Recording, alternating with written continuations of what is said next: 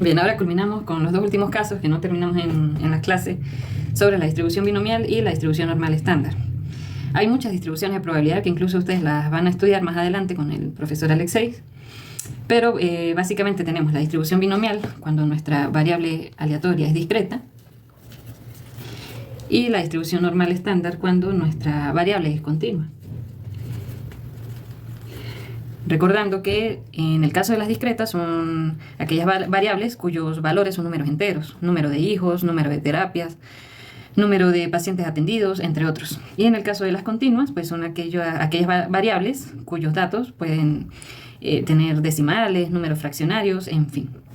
En el caso de la distribución binomial, acá se utiliza cuando se trata de un experimento que se puede repetir, por supuesto, un número ilimitado de veces, pero en donde solo tenemos dos opciones. O sea, se trata de una variable o de un experimento dicotómico. Es decir, tenemos una probabilidad de éxito y una probabilidad de fracaso. En el caso del éxito se conoce como P, ¿sí? Una probabilidad de éxito. Y su complemento, que sería esta Q que aparece acá en la fórmula, que sería el fracaso. Y matemáticamente Q va a ser igual a 1 menos P, ¿sí? Está muy asociado al teorema que ustedes ya conocen del complemento 1, que representa todo el espacio muestral, menos, en este caso, la probabilidad del éxito o del complemento, ¿bien? Y tenemos la distribución normal estándar. Acá, como su nombre lo indica, vamos a estandarizar nuestra variable. Nosotros la conocemos como una variable X, ¿sí? Y la vamos a transformar o a estandarizar a una variable Z para poder utilizar una tabla de distribución normal que nos proporciona un número ilimitado de probabilidades, ¿sí? Ya son probabilidades estandarizadas, de allí su nombre. Tenemos una tabla de distribución normal estándar negativa, yo estas se las voy a compartir, y una tabla de distribución normal estándar positiva. Bien, acá tenemos la fórmula para estandarizar estas probabilidades. Z va a ser igual a un valor X menos mu o mu, que es un promedio o una media poblacional, dividido entre sigma, que sería la desviación estándar poblacional. Si recordamos estadística 1, ustedes aprendieron a calcular la famosa X barra, ¿verdad? Y la S. Esta X barra era el promedio o la media aritmética obtenida a partir de una muestra. Y esta desviación estándar también es obtenida a partir de la muestra. En el caso de inferencia estadística, como ya lo que buscamos es generalizar o poder inferir nuestros resultados, los queremos inferir hacia la población. A partir de una muestra, generalizar toda esa información hacia la población. Entonces ya aquí cambia la simbología. Estas letras griegas hacen referencia a la población. En el caso de mu, es la media poblacional. Y en el caso de sigma, es la desviación estándar poblacional. Entonces tienen que ya, a partir de este momento, diferenciar estas nomenclaturas, ¿sí? No es lo mismo hablar sobre un promedio X barra, ¿sí? Porque es un promedio de la muestra, a hacer referencia a esta letra griega mu, porque ya estamos hablando de la media poblacional. ¿Bien? Y tenemos tres casos para poder aplicar esta distribución normal estándar. Cuando nos preguntan cuál es la probabilidad, ¿verdad?, de que esa variable z sea menor o igual a un valor. Cuando nos preguntan cuál es la probabilidad de que esa variable z sea mayor a cierto valor. Y cuando nos preguntan la probabilidad de que esa variable z se encuentre entre un valor 1 y un valor 2. Para este primer caso, lo que hacemos es aplicar la fórmula y buscar el valor directamente en la tabla, independientemente de si nos da positivo o si nos da negativo. Cuando es mayor, ¿sí?, guíense por la simbología. Si es menor, vamos a aplicar la fórmula y buscar la probabilidad directamente en la tabla. Si es mayor, debemos aplicar el complemento, que es igual a 1 menos la probabilidad de lo contrario, ¿sí?, de que sea menor.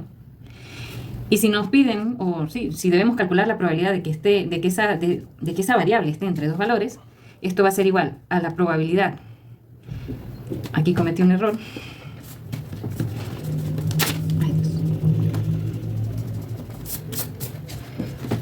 Aquí sería la probabilidad de que z sea menor al segundo valor menos la probabilidad de que z sea menor o igual al primer valor. ¿Sí? Se invierte. Calculamos primero la probabilidad de que z sea menor al valor máximo, por decirlo así, menos la probabilidad de que z sea menor o igual al valor mínimo.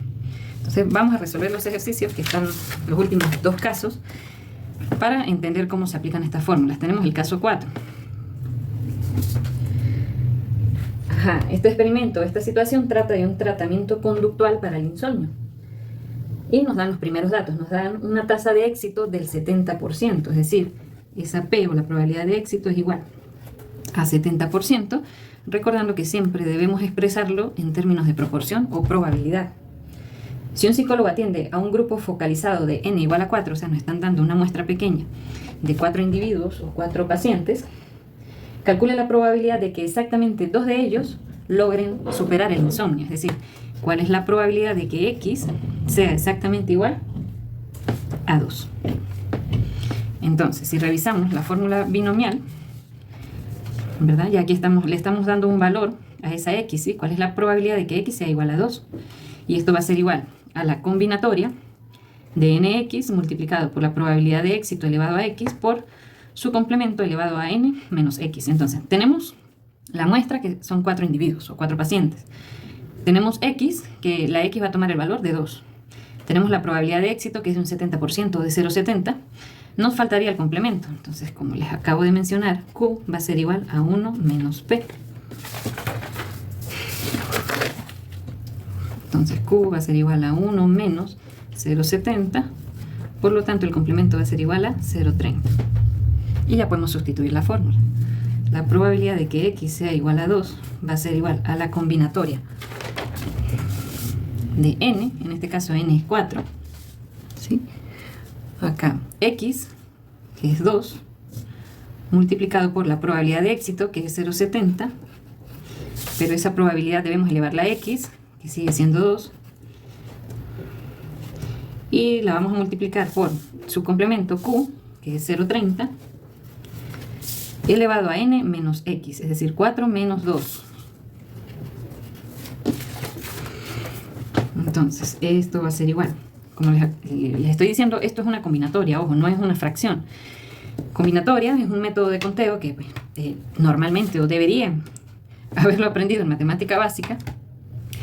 Y con la calculadora lo podemos calcular, lo podemos obtener de una forma más práctica, ¿sí? Acá tenemos la función, no sé si se ve bien, que aparece acá una NCR. Esta es la combinatoria.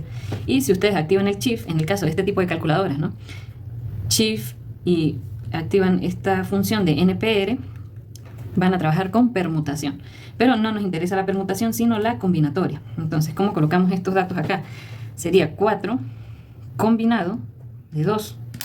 Y eso nos está dando 6 por 0,70 elevado a 2, 0,49 por, y el último sería 0,30 elevado a 4 menos 2, 2, 0,09.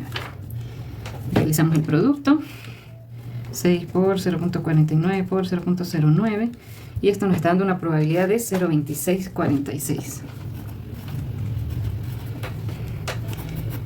Y ese sería el resultado para el caso 4. Entonces, la probabilidad, a ver la pregunta, la probabilidad de que exactamente 2 de ellos logren superar el insomnio es de 0,26, ¿sí? O de un 26%.